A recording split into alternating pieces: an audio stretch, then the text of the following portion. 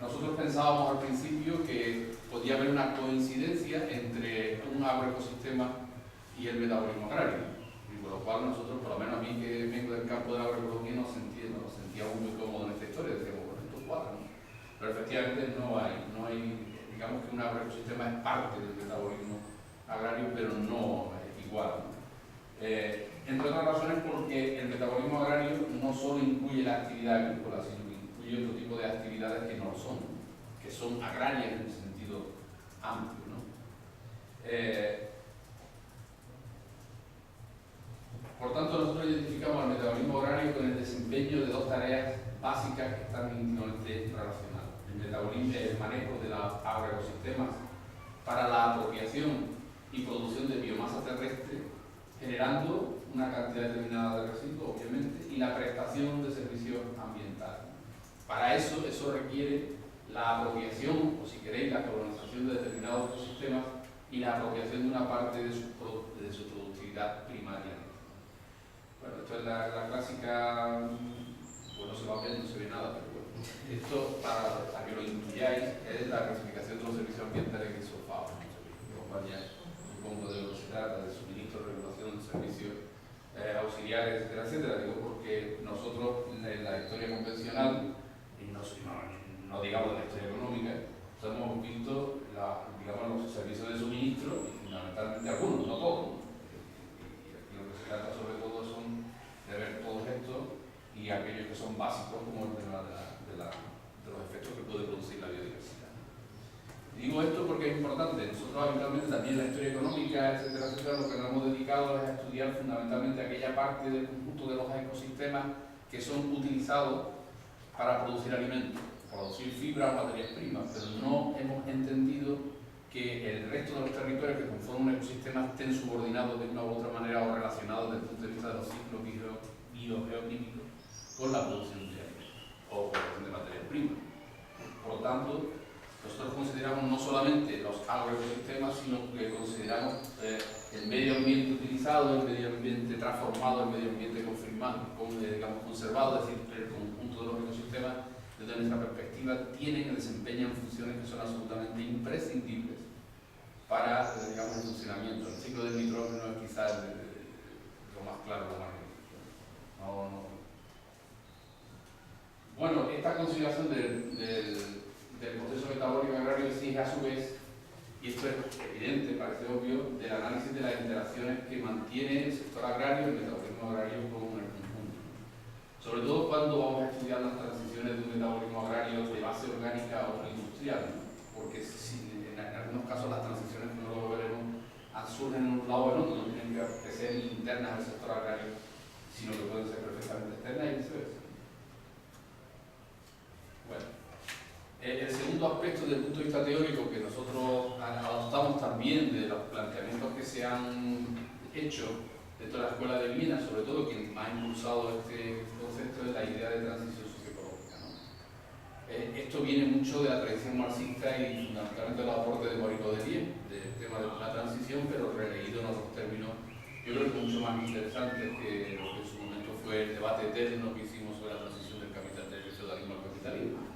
Pero en cualquier caso nosotros entendemos la transición socioecológica como un proceso de cambio de un régimen metabólico a otro, de una organización del espacio para la producción agraria a otra que es completamente distinto, ¿no? Y un proceso que no es lineal y que incluso puede ser caótico, es decir, que no está prescrito cuál va a ser el resultado. Y como se decía, Marx incluso puede dar lugar a formas bizarras, completamente extemporáneas digamos, de carácter socioecológico, ¿no? Y esto me parece importante porque hay que salirse de la lógica de la teleología en esta historia.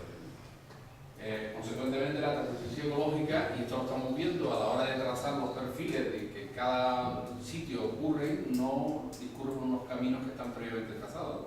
Nosotros hemos tendido a elevar, como bien sabéis, a modelos por lo que ha ocurrido en Inglaterra, lo que ha ocurrido en Centro Europa, lo que ha ocurrido en el norte, sobre todo Europa, ¿no? Y lo hemos intentado trasladar a Estados Unidos, ¿no? Y hemos intentado trasladar al resto de los países para ver si funcionaba o no funcionaba, y eso se ha traducido pues, en denominaciones nunca muy positivas respecto a los que no cumplían cumplían los requisitos de la producción.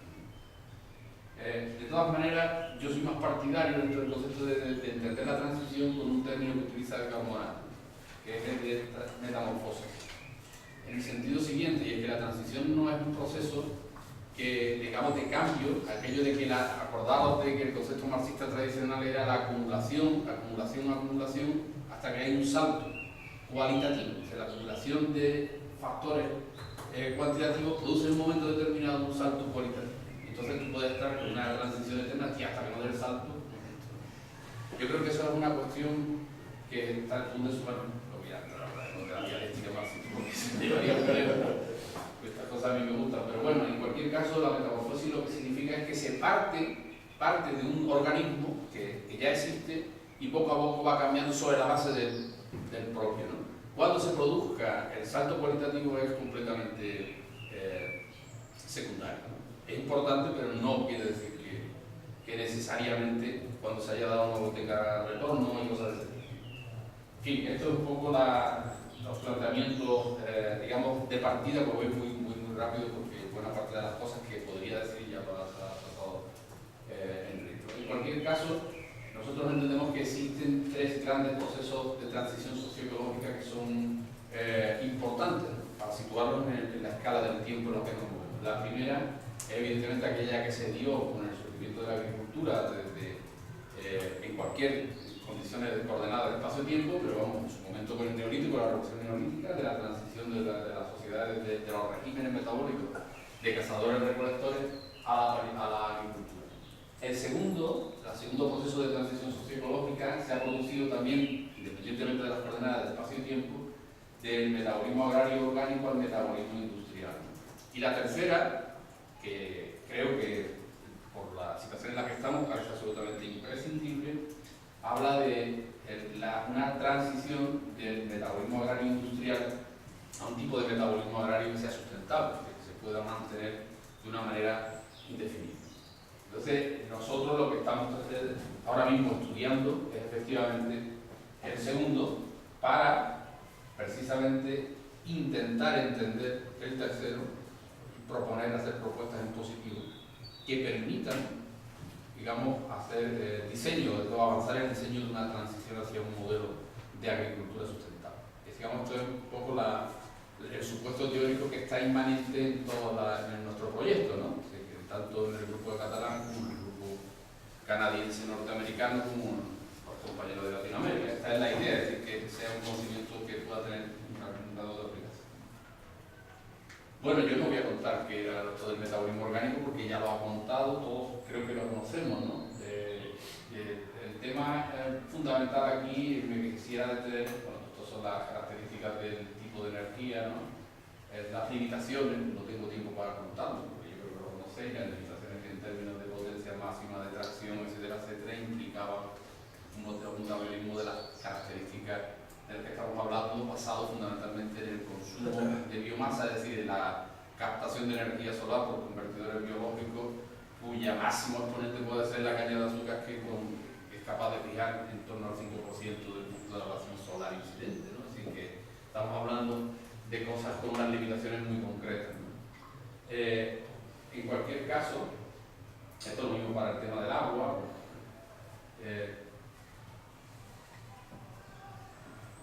Lo que a mí me gustaría destacar fundamentalmente es eso, que él lo ha puesto mucho más, Enrique, mucho más complicado, pero que yo lo simplifico mucho, porque yo creo que la mayor parte de las economías de base orgánica mantienen, y esto yo no lo inventó, lo inventó un ruso que se llama Chanov, digamos una especie de balance entre un conjunto de factores que son absolutamente imprescindibles y que todos tienen un referente, digamos, territorial, ¿no?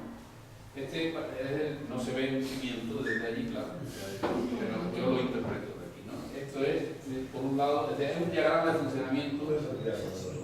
Ah, ¿eso se puede ampliar? Yo creo que sí. Todo desaprender. Bueno, yo lo interpreto. ¿Hay más? No, aquí no hay más. Y aquí no. No, decía que eso, el diagrama de funcionamiento sistemas agrarios de base orgánica, digamos, es un balance, se basa en el balance, por eso son las economías, son fundamentalmente economías estacionarias, donde no existe la posibilidad de crecimiento sostenido o, digamos, indefinido, ¿no? Y ese balance está hecho, por un lado, por la cantidad o el volumen de la producción agraria, si queréis, que está determinado fundamentalmente por la tierra útil de que se disponga. Evidentemente, la tierra útil entendida no solamente como aquella tierra agrícola, sino también la ganadera y incluso la forestal, por la tracción animal, es decir, la capacidad de tracción que se tenga, la capacidad de fertilización que está asociada también a la cabaña ganadera y, evidentemente, las demandas que la población tenga. Todo eso, evidentemente, implica los grupos, como bien mostraba Enrique, de interrelaciones entre una cosa y otra que permiten establecer equilibrios, ¿no? Es decir, que si una economía tiene poca mano de obra, su huella sobre el territorio, evidentemente, su coste territorial será bajo. Si tiene mucha población, pues tendrá una huella territorial alta o una tendencia al incremento, digamos, de los rendimientos aplicando trabajo, siempre y cuando tenga tierra subsidiaria para mantener el ganado, que a su vez permita, digamos, incrementar los rendimientos con estiércol, etcétera, etcétera. Es decir, que esta es, desde nuestro punto de vista, una de las características que la hacen radicalmente diferente a las agriculturas actuales. Entonces, nosotros lo que estamos intentando es ver qué regularidades existen en el proceso de transición de este modelo de agricultura a un modelo de agricultura de carácter industrial, ¿no? Y claro, lo que vamos a intentar es comparar la situación, que no tengo tiempo para describir, de cómo era en su momento a cómo es en la actualidad. Como bien sabéis, el metabolismo agrario de base industrial, digamos, o el régimen metabólico agrario industrial, continúa especializado en la producción de biomasa, ¿no? Pero en buena medida se ha especializado en la producción de alimentos para el consumo endosomático, pero también para materias primas para la industria. Se ha convertido no en un oferente de energía, en la base energética de la sociedad como lo era en el pasado, sino en el principal demandante, uno de los principales demandantes de energía que vienen fuera de los agroecosistemas. Digo uno de los principales porque si entendemos el proceso de alimentación en términos de sistema agroalimentario, hoy por hoy el sistema agroalimentario español, por ejemplo, nosotros lo hemos calculado, consume el 26% de la energía primaria del conjunto de la economía española. Es decir, que estamos hablando de algo muy serio. Ha cambiado además su funcionalidad metabólica. En la medida en que se han distorsionado esos arreglos territoriales de los que antes hemos hablado, la prestación de servicios ambientales no solamente es que haya perdido valor económico, sino quizás como consecuencia de que ha perdido valor económico, han perdido capacidad de oferta. Es decir, los servicios ambientales son cada vez menos y de peor calidad. Bueno, esto es lo que antes decía respecto al sistema agroalimentario, que veis que bueno, estos son los costes que tiene, es como algo así como 7,2 veces el contenido energético de los alimentos, lo que cuesta todo el proceso agroalimentario, no solamente producirlo, sino transportarlo, procesarlo, empaquetarlo, venderlo y finalmente prepararlo y comerlo en la casa, ¿no? Este ha sido algo que evidentemente antes no existía, puesto que tradicionalmente la economía de base orgánica lo que había una relación directa entre la producción y la preparación y el consumo, ¿no? Entre ambas han surgido por todo un conjunto de procesos que han hecho esto mucho más complejo y diferente, ¿no? Digo esto porque el proceso de transición tiene que abarcar también no solo los aspectos productivos, sino también los aspectos relacionados con la distribución y el consumo, como un elemento fundamental. Es decir, no existe una alternativa desde el punto de vista de la transición que contemple única y exclusivamente la producción. Bien, desde el punto de vista de las fuerzas del cambio, ahí tenemos quizás una discrepancia, porque se trata también de discutir. Nosotros entendemos por las fuerzas del cambio aquel conjunto de aspectos de carácter político, social y económico que impulsan directamente el cambio. Es decir, en última instancia el cambio es un cambio social que tiene consecuencias ambientales, ¿no? Y que está a su vez determinado obviamente por el medio ambiente. Pero lo que hacemos nosotros de historia ambiental no es que ahora vamos a hacer historia natural del hombre, ¿no? Sino que estamos haciendo historia social. Historia social sobre base material. Entonces, claro, uno de los aspectos fundamentales que nosotros entendemos es que el cambio socioecológico, por lo tanto, la posibilidad de transitar o de estudiar la transición socioecológica debe de entenderse desde la perspectiva, ojo, nada malthusiana, pero desde la perspectiva de la relación que hay, por eso hablamos de socioecológica, entre la parte ecológica, es decir, la dotación y la calidad de los recursos y servicios ambientales, y por otro lado, aquellos que los usufructúan, es decir, los seres humanos, la cantidad de seres humanos, pero no solamente la cantidad, sino también la cantidad.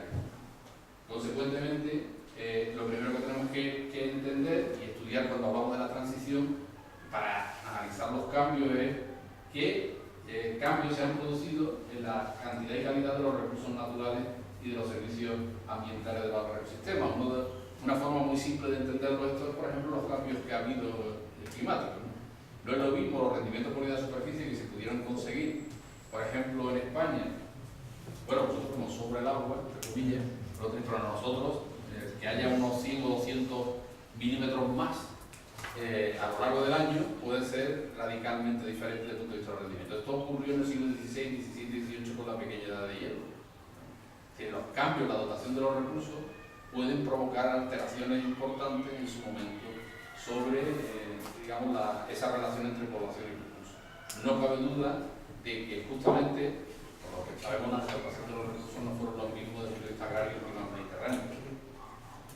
Aquí, bueno, lo mismo podríamos decir, y este es un ejemplo claro del bucle, ¿no? Que hablamos de la determinación de los recursos desde el punto de vista social, pero claro, una tierra erosionada, como ya sabéis, pierde su capacidad productiva y por tanto la dotación de los recursos digamos, para la próxima interacción se ve afectada, ¿no? El segundo aspecto que nosotros consideramos como un elemento fundamental es el tamaño de la población y su consumo. Es decir, nosotros estábamos estudiando Galicia, o estamos estudiando un pueblo en Galicia, y uno de los elementos que tenemos que tener en cuenta, obviamente, es el tamaño de la población y su nivel de consumo. Es decir, qué cantidad de biomasa demanda en su conjunto. Pero para nosotros un elemento esencial son las desigualdades sociales. Nosotros pensamos que si en un grupo social, en un pueblo, alguien se apropia del 90% de los recursos y el resto de la población tiene que vivir solo del 10%, la tendencia a la intensificación productiva y a la degradación de los ecosistemas es muy alta. Y por tanto, la desigualdad social es una patología ecosistémica, nosotros entendemos así, tiene efectos directos sobre el conjunto de los agroecosistemas y pueden en determinadas condiciones acelerar el cambio. Por ejemplo, antes hablábamos de la introducción de los fertilizantes químicos. Nosotros demostramos, por ejemplo, en Santa Fe, la Vega de Granada, que fueron los pequeños productores los que primero introdujeron el sulfofato. ¿Por qué? Porque tuvieron que aceptar condiciones leoninas con las empresas azucareras. En esas condiciones leoninas se incluía la necesidad impuesta por los agrónomos que manejaban en su momento, estaban al cargo de la empresa, de utilizar el superfosfato. Y ellos, pues, evidentemente no tuvieron más remedio a los precios que le imponían las empresas azucareras de asumir. Y la desigualdad social es un elemento para nosotros fundamental que establece los balances o digamos, desequilibra los balances entre población y recursos. Ahí hay dos formas de entender la desigualdad que nos parecen muy importantes. Una que es la desigualdad interna, que es la distribución igualitaria o no de los recursos dentro de una sociedad, y esta ha sido la forma fundamental que ha sufrido la transición socioecológica hasta prácticamente el comienzo del siglo XX, pero a partir del siglo XX, lo que que la otra haya desaparecido, la que ha primado fundamentalmente ha sido una desigualdad externa, es decir, una relación desigualitaria en términos, a través del mercado, en términos de distribución de la renta, entre el sector agrario y los sectores urbanos industriales. De tal manera que, por ejemplo, hoy la caída continuada y sistemática de la renta agraria que venimos sufriendo, o el deterioro de la relación de intercambio que el sector agrario viene experimentando no solamente en España, sino en Europa, y que es la que explica la política agraria común, etcétera, etcétera, eso tiene que ver con una relación desigualitaria de lo que podríamos llamar, entre comillas, intercambio ecológico desigual entre el sector agrario y el sector industrial, ¿no? Evidentemente, si tú recibes, y esto ha sido un mecanismo simple, si tú recibes una remuneración cada vez más baja y unos gastos cada vez mayores, por lo tanto, si se ve deteriorada tu renta agraria, la tendencia a la utilización mayor de insumos que te permitan incrementar los rendimientos por unidad de superficie es muy importante. De hecho, esto, desde nuestro punto de vista, ha sido uno de los elementos fundamentales que ha empujado a la innovación tecnológica que tú decías. Es decir, a que un sector muy importante de agricultores no tenga más remedio que entrar en la dinámica de la utilización creciente de insumos, pese a que ello le comporta habitualmente nuevas pérdidas de renta y entrar en una dinámica que todos conocemos y que ha llevado a la situación actual donde es la política agraria común la que compensa, mal que bien, pero que compensa justamente la pérdida de la actividad agraria. Evidentemente, la relación entre la población y los recursos puede verse alterada por una serie de factores. Si la población puede verse alterada, esa relación por el cambio tecnológico, evidentemente, puesto que se puede incrementar la eficiencia en el uso de los recursos, y este ha sido uno de los ejes fundamentales de la transición. Nosotros, como luego veremos, si me da tiempo, lo que nosotros pensamos es que el vector fundamental ha sido, desde el cambio tecnológico, el ahorro de tierra, es decir, la reducción del coste territorial ha sido el vector fundamental de ese proceso y que se podría explicar sistemáticamente, incluso en Estados Unidos, donde no hay ese planteamiento territorial, donde no ha habido escasez territorial, pero sí que desde la perspectiva física se podría explicar en eso como un proceso sistemático de reducción del coste territorial por unidad de producto, de trigo, de lo que sea. A eso evidentemente hay que sumarle un elemento para nosotros básico, ya lo he dicho antes, que es el cambio institucional. Cuando yo hablo de cambio institucional me refiero al diseño institucional en términos generales, que hace favorable o no favorable que las cosas transiten en un sentido o en otro. Por ejemplo, yo creo que somos todos conscientes de que la nueva transición hacia un modelo de agricultura sustentable tiene que producir, o sea, no se producirá si no cambian todos los diseños institucionales actuales que favorecen a la agricultura convencional. Esto parece obvio. Si todo el sistema, todo el diseño que en la actualidad se tiene de incentivo, de formación de los precios, de regulación de mercado, etcétera, etcétera, son favorables a la agricultura convencional y perjudican a la agricultura ecológica. Entonces, si no hay un cambio en ese diseño institucional que implique, por ejemplo, que la agricultura convencional empiece a internalizar algunos de los costes que provoca, es decir, que asuma los costes territoriales que realmente tiene, entonces, claro, esto no podrá tirar para adelante. Es decir, habrá bloqueos, habrá procesos, digamos, de bloqueo, no precisamente por los campesinos, sino en este caso por el sistema, ¿no? Por tanto, el cambio institucional para nosotros es un elemento esencial que hay que mirar, y ahí entramos en las políticas agrarias, hablamos, por ejemplo, del sistema caciquil, hablamos de un montón de cuestiones que tienen aplicación directa, hablamos del franquismo, hablamos de tantas otras cosas que yo creo que tienen. Pero claro, uno de los elementos que prioritariamente, y este quizás sea uno de los que tiene más peso, ha alterado esa relación entre la población y los recursos ha sido el intercambio económico. Es decir, cuando el metabolismo agrario de una sociedad puede crecer por encima de sus posibilidades si importa grandes cantidades de tierra en forma de productos, ¿no? Por ejemplo, nosotros hemos sufrido en los últimos años un incremento de la ganadería intensiva que no se puede explicar, o sea, de la ganadería, de la cabaña ganadera, que no se puede explicar evidentemente en términos de sustentación del territorio. La ganadería española importa, según datos de 2010, aproximadamente, de 2000, algo así como 30 millones, ¿no? 15 o 14 millones, perdón, de toneladas de materia seca proveniente fundamentalmente de Brasil y de Argentina en términos de soja y de maíz, forrajero. Evidentemente, sin eso no se podría mantener las grandes explotaciones que tienen estas criaturas en Vic y en esos sitios que producen tanto impacto ambiental, ¿no? Quiero decir que, evidentemente, sin el intercambio económico no podemos explicar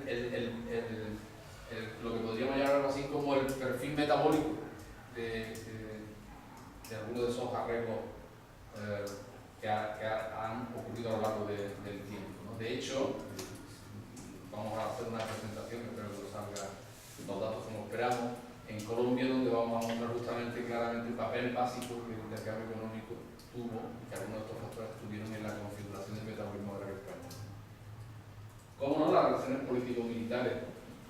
Digo político-militar, la diplomacia o la colonización.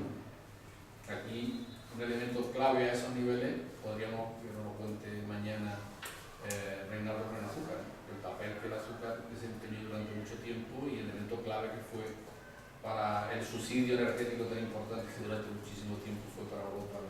Y aquí podríamos hablar de tantos y tantos productos. Y en la actualidad pues, podríamos hablar perfectamente de la pelea desesperada por los yacimientos de petróleo, etcétera, pero claro, o por ejemplo, más relacionadas con el sector agrario, la pelea descomunal que hay ahora mismo en términos políticos militares, incluso por los yacimientos de fosfatos, que como sabéis es el factor limitante principal del futuro que por lo visto hay en la agricultura. Bueno, son una imagen para que veáis cómo efectivamente el intercambio económico cambia radicalmente los perfiles metabólicos de los países por encima de su territorio real. Se ve el caso concreto de Estados Unidos y Canadá, ¿no? Lo que significa Latinoamérica, ¿no? Lo que significa Europa, ¿no? En relación a... Esto es de 2005. Cartograma del consumo mundial. Es decir, que me parece que este tipo de análisis son relevantes. Por supuesto, las ideas también sobre la naturaleza. Las ideas de la naturaleza legitiman o no. Todos conocemos, aquí que estamos entre historiadores, conocéis toda la enorme campaña que se desarrolló a finales del siglo XIX de legitimación del colonialismo. Desde Cecil Rhodes hasta un montón hasta el neodarwinismo, en fin, las ideas sobre la naturaleza son directamente operativas desde el punto de vista de la transición socioecológica, ¿no? Y antes lo que ya hablaba del conflicto ambiental. Por ejemplo, uno de los elementos básicos que nosotros hemos visto, y compañeros de aquí ya habéis hecho trabajos suficientemente claros al respecto, si una de las formas preferentes en que fue desestructurado ese equilibrio del que yo hablaba antes de la economía de base orgánica fue mediante la privatización de los comunales. La privatización de los comunales no le hace aquí en Galicia individualización de los comunales, que otra cosa, pero en el resto fue privatización de los comunales. Eso significó en última instancia una desestructuración del territorio que facilitó los desequilibrios que a su vez culminaron en la aparición de los fertilizantes químicos, o la difusión de los fertilizantes químicos. Cuando los campesinos organizados en algunos sitios lograron mantener ese equilibrio, que era en última instancia lo que pretendían, preservando los bienes comunales para el uso de la ganadería, pues retrasaron el proceso de transición.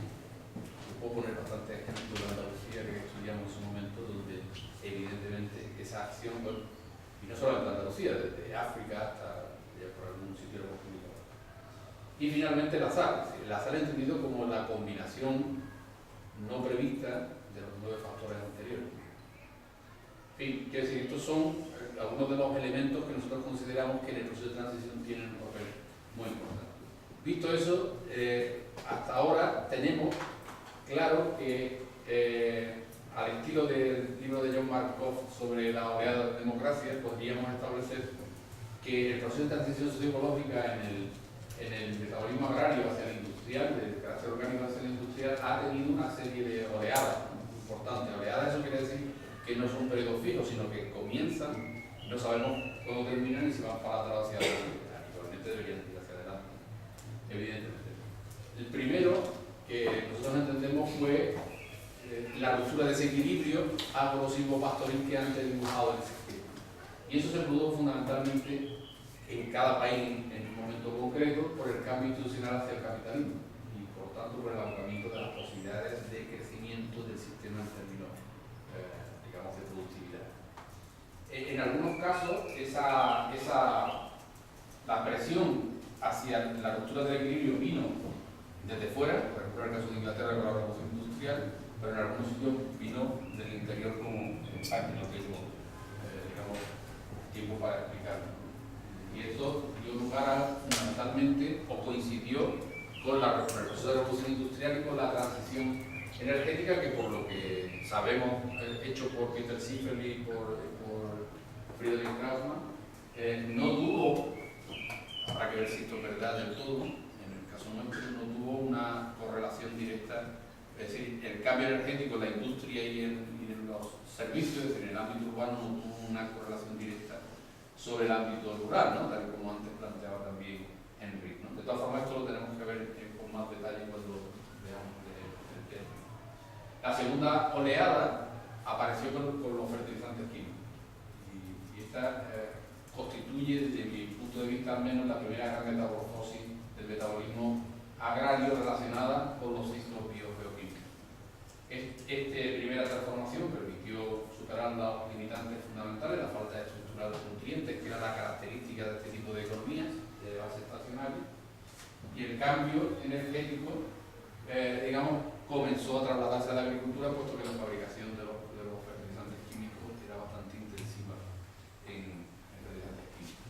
En combustible fósil. Bueno, y la tercera oleada, que es la penetración total de los combustibles fósiles en el metabolismo agrario a partir de la sustitución de la tracción mecánica animal por la tracción mecánica. Bien, esas son las tres oleadas y la pregunta, ¿estamos en la cuarta? Vale. Porque, por ejemplo, España tiene 1 millón, digo ya que vengo de la agricultura ecológica, lo contaré. España tiene 1.680.000 hectáreas de producción ecológica, de producción orgánica, que significan aproximadamente el 6% de la superficie agraria útil. Estamos hablando de muchísimo. En Andalucía está en torno al 20% y algo así como 920.000 hectáreas. Estamos hablando de algo que razonablemente debería de hacer pensar que estamos en un proceso de transición hacia otra cuarta oleada, hacia un modelo de agricultura.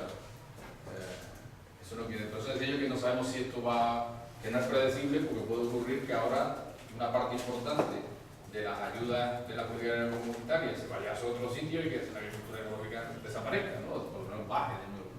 Entonces la transición retrocederá, y que no lo sabemos. Pero al fin y al cabo, cabe la pregunta de si efectivamente estamos ante una cuarta oleada. Pero ¿cómo estudiamos el cambio? Y esto me parece un elemento muy importante, el tema de las escalas. Esto es algo que por lo menos los historiadores no le hemos prestado la atención que se merece. Nosotros hemos tenido siempre una tensión dialéctica entre la historia local y la historia global que ha demonizado a uno y a otro. Nosotros los que hemos hecho historia local preferentemente, o historia nacional, en el sentido periférico, hemos sufrido la risa de los que hacían historia cateta de Madrid, ¿no? Es decir, historia cateta de la corte y del Estado español, que iba de cateta casi la de mi pueblo. De paso los métodos. Pero toda esta dinámica entre lo global y lo local ha sido una dinámica que empezamos a percibir a partir del análisis más físico, que hay propiedades emergentes en cada una de las escalas cuando subimos hacia arriba, y que por tanto cosas que están arriba no están abajo y viceversa, y que si queremos entender bien el proceso de transición tenemos que analizar distintas escalas, porque el problema no es solo que ocurre en cada una de las escalas, sino que el problema está en que entre una escala y otra hay una interrelación que es muy importante. Entonces nosotros pensamos que la transición socioecológica debe estudiarse a escala de cultivo, a escala de fincas, a escala de agroecosistema y efectivamente a escala nacional o global. Al menos esas cuatro las tienes que estudiar. Para nosotros, en el proceso en que estamos ahora mismo de análisis de la agricultura española hasta prácticamente la actualidad, las más relevantes son las tres primeras, pero evidentemente esto, en cuanto que se puse la primera globalización, la tenemos necesariamente identificada. Bueno, no tengo tiempo de explicar cuáles son los cambios fundamentales, pero bueno, al menos lo digo rápidamente. O sea, a nivel de agroecosistema ha habido esta, digamos, desestructuración de los equilibrios agro-silvopastoriles. A nivel de finca, la simplificación progresiva de la rotación, la reducción de la presencia de barbecho e inserción en el mercado de las decisiones de siembra. A nivel de cultivo, la mejora por selección o hibridación de semillas buscando el máximo rendimiento comercial, lo cual ha provocado la concentración, digamos, en la parte comercial de la planta de toda la energía misma, ¿no? De toda la capacidad de producir tejidos, ¿no? De la concentración, por ejemplo, la reducción de los coeficientes de cosecha, etc. Bueno, vamos a dejar esto. Solo para mostrar esto, y es que en realidad el proceso, nosotros podemos ver la transición socioecológica como un proceso de liberación del territorio digamos, de determinadas funciones que necesariamente tenía que realizar para ese funcionamiento de las sociedades y que ha ido perdiendo o ha ido pudiendo ser ganado por otro tipo de actividad o incluso para el abandono a partir de la inyección sistemática de energía externa. Por eso, y aquí es una cosa que sería interesante que discutiéramos, si desde el punto de vista de los héroes, por eso nosotros somos partidarios de un tipo de héroe y no de otro, porque depende de qué quieras, digamos, comparar, evidentemente, ¿no? Pero claro, la comparación en términos de eficiencia siempre saldrá más eficiente cuando tú, digamos, tienes en cuenta la cantidad de biomasa producida en función de la biomasa incorporada en un sitio concreto. Pero claro, tienes que tener en cuenta todas las funciones que eso tiene. Por lo tanto, el balance respecto a lo que importa y a lo que exporta es quizás, bueno, esa discusión está pendiente todavía entre nosotros. Pero en este tipo de distribución en tres aspectos fundamentales, los bosques, los pastos y digamos la tierra agrícola, pues evidentemente cada una de las funciones, cada territorio tiene unas funciones asignadas que han ido por una u otra manera pudiéndose eliminar, ¿no? Por ejemplo, la aparición del carbón mineral nos ha permitido evidentemente que los bosques no tengan que cortarse para sacar leña, ¿no? Por ejemplo, una de las cuestiones importantes en España es que ese proceso se retrasó y esto implicó la utilización de carbón vegetal con digamos, consecuencias que compañeros en Madrid y en Iñaki Iriarte concretamente en Zaragoza se están empezando a estudiar, yo creo de una manera bastante interesante, ¿no? Y lo mismo podríamos decir del resto de cuestiones.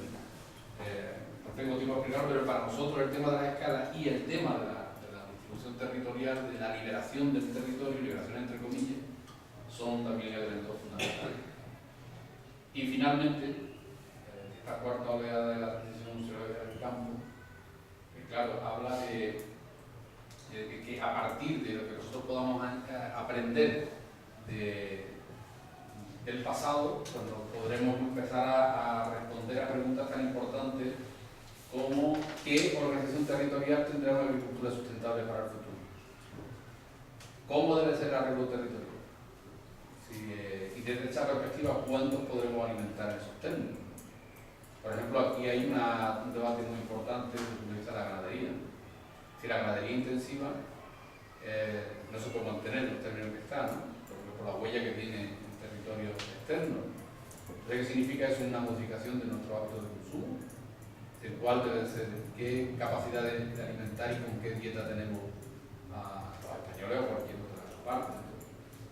Es decir, cosas de este tipo son las que emergen necesariamente del estudio de la transición social, ¿no? Y aquí va a poner, pero no tengo tiempo, de contar lo que sabemos hasta ahora del siglo XVIII y del siglo XIX a partir de la experiencia de los trabajos que ya se han hecho, sobre todo en Inglaterra y en Austria, y también, evidentemente, lo que hizo Jeff en Estados Unidos y que de alguna manera han sido resumidas por Enrique y por tanto ya no tengo que contar. Bueno, pues yo creo que esto es todo.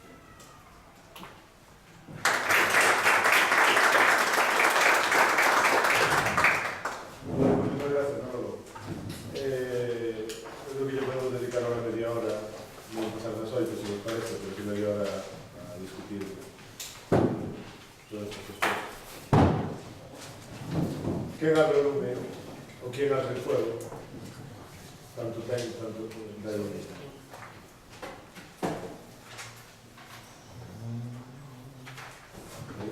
No, yo le iba, precisamente a Enrique iba a ver un poco que ha dicho Manolo más institucionales, ideológicas, del mundo de las ideas, del pensamiento, porque ha influido mucho en todos estos cambios, ¿no? O las instituciones como los bancos, por ejemplo, el sistema como funciona, cómo incorporarlo a todo este análisis, porque tiene también esa base, hay que conectarlo con la base material. Una idea que a mí siempre me ha llamado mucho la atención es la de la ventaja comparativa, hasta que un punto a veces funciona, pero a veces también es parte de una constitución que tenemos que ser conscientes de las relaciones de poder que existen detrás de todas estas ideas, ¿no? Muchas veces, que hablaba del tema de todo el racismo, con Wilson estaba comentando hace poco todas las ideas sobre el clima, ¿no? Las ventajas de un tipo de clima sobre otro, cómo se conectaron una época con el racismo, pero que todavía persisten en la mentalidad, ¿no?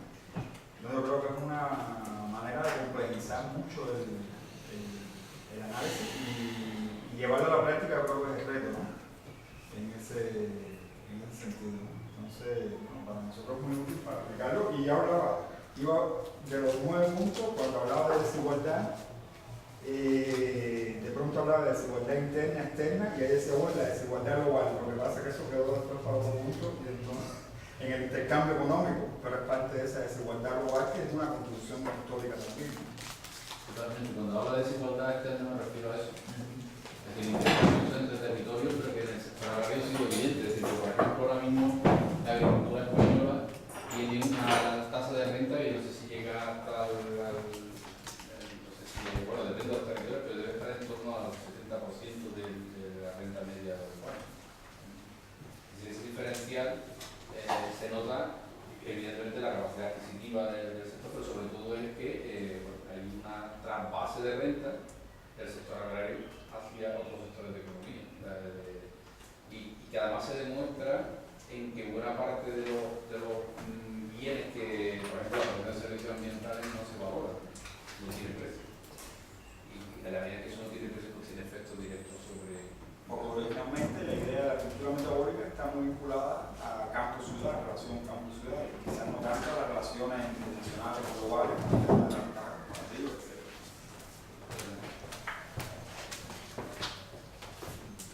Bueno, como sabéis, tenemos un grupo muy mixto de ingenieros, arquitectos, veterinarios, historiadores. Yo creo que saldrán más cosas, ¿no? Tengo unos pendientes, pero prefería carrera. ¿Me voy a preguntar algo? No, entonces casi hago una pregunta. Hay una parte de lo que planteáis, en cierto modo, como tú decías, es la clásica, ¿no? El clásico debate de la transición, renovar. Pero también hay un elemento que parece, digamos, la necesidad de explicar, o una forma de explicar la necesidad ambiental de la igualdad.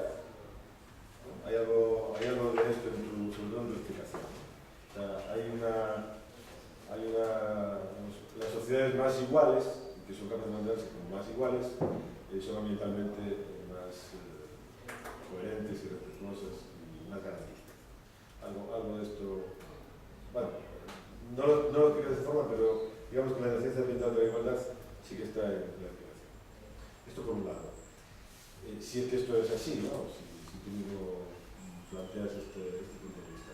Pero por otro, hay algo que quería comentar en la intervención anterior y que ya discutí muchas veces con David, ¿no?